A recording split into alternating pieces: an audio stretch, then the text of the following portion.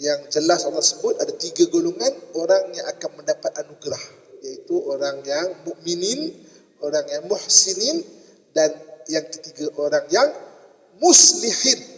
Dalam Al-Quran Allah Subhanahu wa taala sebut ada 3 golongan. Kan? Yang jelas Allah sebut ada 3 golongan orang yang akan mendapat anugerah. Ada 3 golongan ya. So kita jadilah 3 golongan ini, atau paling kurang salah satu daripada 3 golongan ini. Golongan-golongan yang Allah akan bagi anugerah-anugerah di dunia ini. Kan? Siapa dia? Yang pertama, kan? Salinkan. Yang pertama iaitu orang yang mukminin. Mukminin ni orang yang ada belief system lah, sistem kepercayaan dia jelas. Surah Ali Imran ayat 171. Surah Ali Imran ayat 171. Kan? Allah sebut surah Ali Imran ayat 171. Golongan pertama golongan orang yang beriman. Dia ada belief system dia. Kan? Allah sebut auzubillahi minasyaitanir rajim. Yastabshiruna bi ni'matin min rabbih. Yastabshiruna bi ni'matin minallahi wa fadl wa anna Allah la yudhi'u ajral mu'minin. Berita gembira dengan nikmat dari Allah dan kelebihan, dan Allah tidak akan mensia-siakan ganjaran orang-orang yang beriman. Okey. Daripada sudut kemanusiaan dia, kenapa orang beriman ni dia akan dapat ganjaran yang bagus? Sebab apa tau? Orang yang ada belief system yang kuat, dia ada satu kekuatan untuk dipanggil istiqamah. Istiqamah ni maksudnya konsisten pada satu benda tu. Kan? Kerana tanpa konsisten, orang tak boleh berjaya dalam hidup. Tanpa konsisten. Apa saja kita buat benda dalam hidup kita ni. Buat bisnes tak konsisten, tak berjaya. Buat apa? Kan? Buat mengecat rumah tak konsisten, separuh tiang. Kan? Bersih rumah tak konsisten. Oh, time raya bersih rumah, lepas tu serabut balik kan. Konsisten Tanpa konsisten, maknanya orang tak akan boleh berjaya dalam hidup. Okey. Orang yang ada kepercayaan kepada Allah dan juga Rasul, dia punya kelebihan ni, dia boleh konsisten. Sebab apa? Okey, hari ni aku buat baik. Aku buat baik dengan orang. Orang kata aku, orang fitnah, dia tak putus asa. Sebab aku buat kerana Allah. Dia konsisten. Konsisten itu yang menyebabkan secara sunatullah kita panggil, secara sifir alam dia boleh berjaya. Dia boleh berjaya. Kan? Contoh dia buat kerja. Dia buat kerja benda kan. Dia buat kerja satu benda, dia usahakan mencari nafkah, bisnes. Oh, hari ni tak berjaya. Hari ni tak dapat jual benda untuk nafkah keluarga. Hari ni mungkin kurang, esok kurang. Tapi konsisten tu jadi tabiat bagi dia yang akhirnya dia boleh berjaya dalam bisnes. Kan? Orang buat bisnes hari ni bukan berjaya dalam satu hari. Kan? Berjaya satu hari ni, berjaya cepat ni 2 benda je. Jual senjata api, kan? Ataupun jual dadah. Dua tu je. Tapi real business, kan? Dia perlu konsisten untuk bentuk tabiat kental, kan? Dalam hidup tu. Jadi orang yang ada belief system yang kuat ni, yang bagus sendiri dia adalah konsistensi itu terbentuk. Dia panggil istiqamah.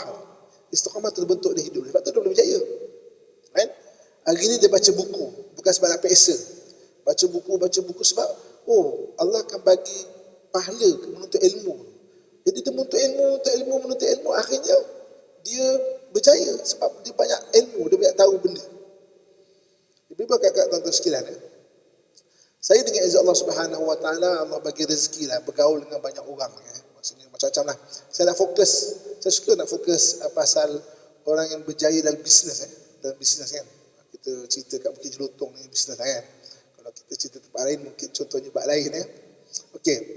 Saya tengok kebanyakan orang berjaya dalam bisnes, dia bukan sebab bisnes tu nak duit. Sebab dia suka bisnes tu. Dia bersungguh-sungguh dalam bisnes itu dan tiba-tiba dia menjadi jutawan. Beza budak-budak ngajar bisnes sekarang, bisnes nak jadi jutawan, beli kereta, beli apa semua. Lepas tu terbeban dengan duit, dengan utang. Sebab bisnes turun naik. Tapi orang yang berjaya dalam bisnes ni adalah orang yang suka sangat istiqamah, konsisten. Dia suka sangat, lama-lama dia menjadi jutawan. Bukan sebab dia nak jutawan tu, tapi sebab istiqamah dalam bisnes tu. Benda apa yang boleh jaga kita istiqamah? Antaranya adalah belief system, sistem kepercayaan tu. Itu sebab tu Allah sebut, innallaha la yudhi'u ajral mu'minin. Allah tidak akan mensia-siakan ganjaran bagi orang yang ada belief system. Okey. Yang kedua. Jadi golongan kedua. Golongan kedua yang Allah Subhanahu wa taala bagi maksudnya bagi anugerah pada adalah golongan dipanggil muhsinin. Muhsinin ni orang yang buat baik pada diri dia, sekitar dia ni. Diri dia ni dia buat baik. Okey? Maknanya diri dia ni dia berakhlak dengan diri dia. Dia jaga diri dia, dia jaga diri dia, dia buat baik dengan diri dia. Okey, dia buat baik dengan diri dia. Orang ni orang yang Allah akan anugerahkan di something. Okey, Allah sebut dalam Quran Surah Hud ayat 115. Surah Hud ayat 115. Wasbir fa innallaha la yudhi'u ajral muhsinin. Dan bersabarlah, maka sesungguhnya Allah tidak akan mensia-siakan ganjaran bagi orang yang baik. Muhsinin ni orang yang berbuat baik. Baik pada diri dia. Okey, baik pada diri dia. Ada ganjaran yang baik kalau kita sayang diri kita. Muhsin tu buat baik pada diri kita. Maka kita akan positif. Kan? Maknanya emosi kena jaga. Anugerah. Golongan anugerah tu ada 3, iaitu orang yang mukminin, orang yang muhsinin, dan yang ketiga orang yang muslihin. Muslihin ayat dalam surah Al-A'raf. Surah Al-A'raf ayat 170. Surah Al-A'raf ayat 170. Surah Al-A'raf ayat 170. Apa kata Allah Subhanahu wa taala? A'udzubillahi minasyaitonirrajim. وَالَّذِينَ يُمْسِكُونَ بِالْكِتَابِ وَأَقَامُوا الصَّلَاةَ إِنَّا لَا نُضِيعُ أَجْرَ الْمُصْلِحِينَ. Dan orang-orang yang berpegang dengan ajaran kitab Al-Quran dan mendirikan salat, sesungguhnya kami tidak akan mensia-siakan ganjaran orang-orang yang muslihin. Okey. Apa muslihin? Muslihin ni apa? Okey. Tadi muhsinin kita buat baik pada diri kita. Okey, takrifan buat baik kepada lima unsur diri. Jaga roh kita, jaga akal kita, jaga emosi kita, jaga nafsu kita, jaga jasad kita. Itu buat baik pada diri kita. Muslihin ni kebaikan yang kita bina untuk diri kita ni kita lempahkan pada orang lain. Itu muslihin. Kita mula melempahkan pada orang lain. Kita sayang diri kita. Sayang itu kita sudah mula melempahkan pada orang lain. Dengan kita bantu orang lain. Muslihin ni maknanya kebaikan tu mengalir pada orang lain. Itu muslihin. Tolong orang, bantu orang, bagi nasihat dekat orang, tenangkan orang. Ada orang, kawan kita bergaduh dengan suami dia.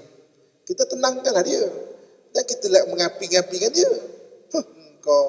Kalau aku ceraikan laki aku tu. Dia pula mengapi-ngapikan.